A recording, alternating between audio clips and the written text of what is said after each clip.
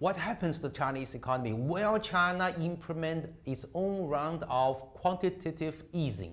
Well, many people are talking about these issues. They're arguing correctly that Chinese economy is slowing down, okay? The first half nominal GDP growth rate is only 4.1%, below the US level. I'm talking about nominal GDP growth rate, that is increase of the economy plus inflation. Okay, the China has a problem of price decrease. The US is still having an issue of inflation, 3+% inflation. So all things combined, what the consumers and producers feel in China is that the economy is going very, very slow, fully 4.1%, the lowest of the past 40 years, except for the year of 2020, the first year of the pandemic. Now, will China do a quantitative easing, that is for the central bank to print a lot of money and inject money into the banking sector or into the financial markets? No, the answer is no. Okay, let me tell you why. Because the problem of today's Chinese economy cannot be resolved by quantitative easing. Today's Chinese economic problem can be summarized as the, what do we call, infrastructure investment cycle, okay? IIC, okay? What is IIC? What is infrastructure investment cycle? That is when an economy does infrastructure investment, instantaneously the macroeconomy goes up. The economy's economic activities all go up. The construction, the production of construction equipment, so on and so forth. And therefore, investors are very excited. Lending and borrowing things, all these activities are in high gear, okay? However, when infrastructure is finished, which is the case in China, because China has been doing about 20 years of rapid infrastructure. When infrastructure projects are done, the economy quiets down. And the problem comes, okay, that many investors begin to become less excited.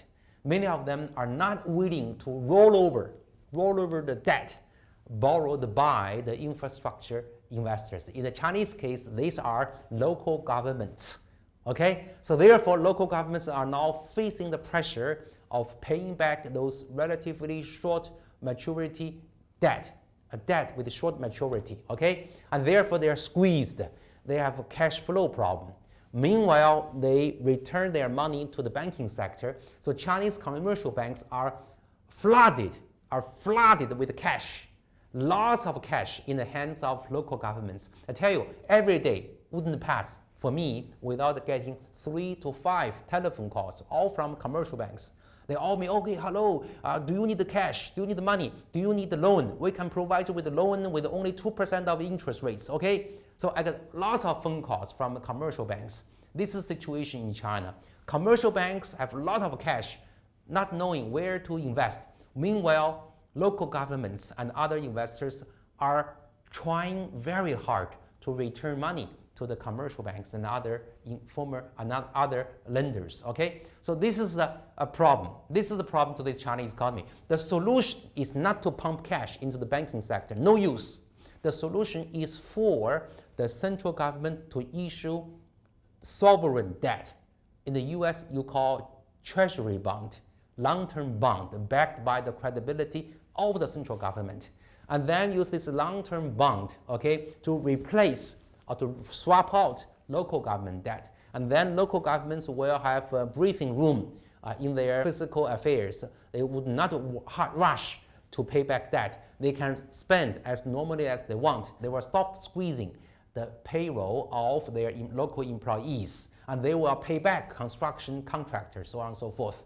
And therefore, the economy will go back to its normal pace of economic growth, which should be 5.5 or even 5.7%, rather than currently a 4.1% nominal rate, okay? So that's the situation of the Chinese economy. I am cautiously optimistic that my analysis and also my colleagues' analysis along this line will be followed, will be heeded by our policymakers. So before too long, some kind of policy along this line will be implemented. I am optimistic. I'm a scholar. I'm a policy analyst. So if you have any questions or comments, please tell me at the bottom of this video. Thank you very much.